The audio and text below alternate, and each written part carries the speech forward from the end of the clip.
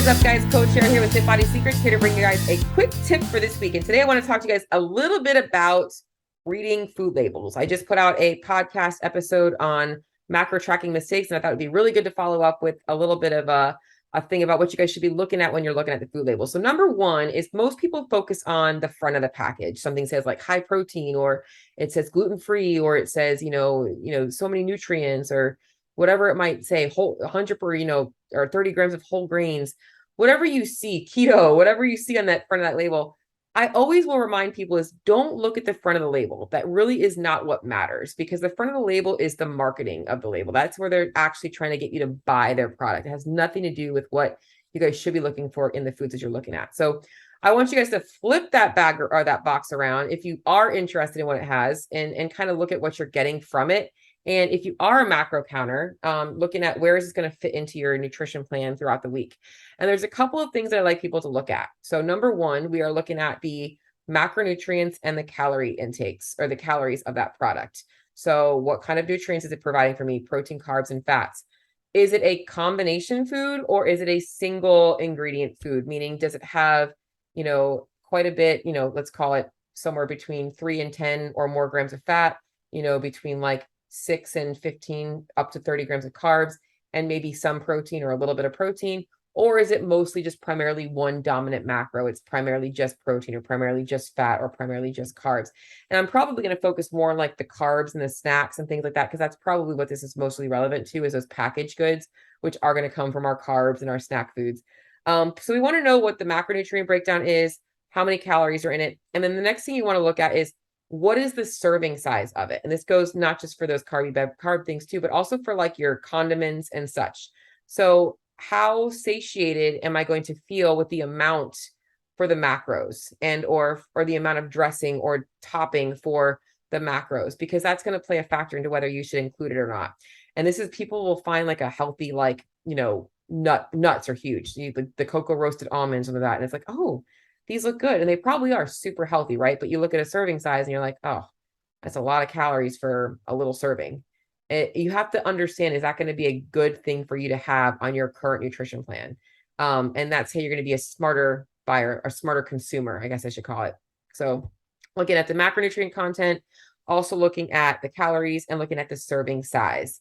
There's usually going to look at, guys, if you're a macro counter out there, always make sure you're looking at the serving size in volume, because that's going to visually show you like how much am I going to get for this product.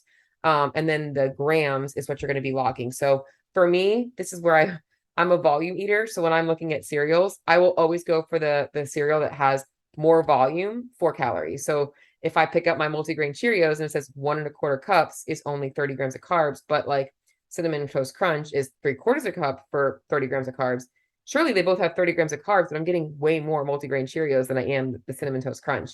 And I gave a client this tip, is like, sometimes you might want to buy like a plain cereal, like a Rice Chex or something that doesn't have a sweetener, and then adding in some of that sweetened cereal with it, so you get more volume for less carbs. A little hack for you guys there. The next thing that you're going to want to be looking at is the fiber intake and the sugar intake.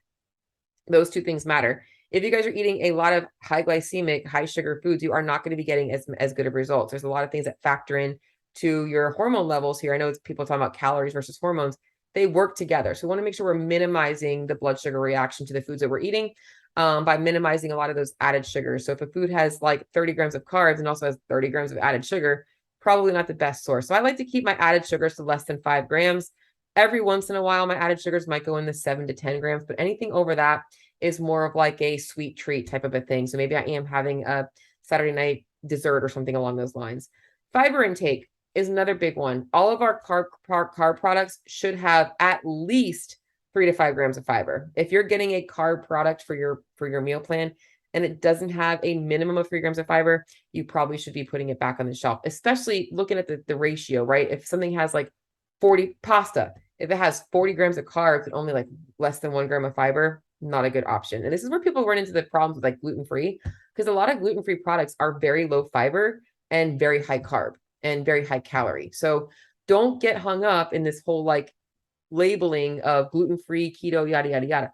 Look at the facts. So macronutrients, calories, serving size, ingredients is the next one that I'm going to cover. I have these listed wrong, but I talked about fiber and sugar. Ingredients is the last one I'm going to cover. So what is actually in the product? Very important tip for you guys to understand is that the first three ingredients are the most important because that is what is primarily the most abundant in that product. So if the first ingredient is sugar or white flour, that's primarily the main ingredient in that thing. So you want to see things that are primarily a whole grain if it's a carb product, or you're looking for things that are like chicken breast. If it's a protein, you want to have just chicken breast to start. You want to make sure that those first three ingredients are lining up with things that you should be able to, they talk about you should be able to read a food label and understand things. You should be able to read and understand those first three ingredients. If you can't, put the product back. So recapping, macronutrients, calories, serving size. Is it going to make me feel satisfied for the amount of serving I'm getting? Fiber intake, sugar intake, and then ingredients. Now, there are no bad and good foods. Remind yourself of that. But I just wanted to kind of make sure that you guys are understanding that these are the things you guys should be looking at on your food label to make sure that you're being more successful. Last thing that I want to leave you guys with is some things that you want to watch out for on the front of the label. Okay. While you're actually reading the back of it is you're going to see things like light products. This often means that they might cut out fat to add sugar. So don't just buy something because it says light.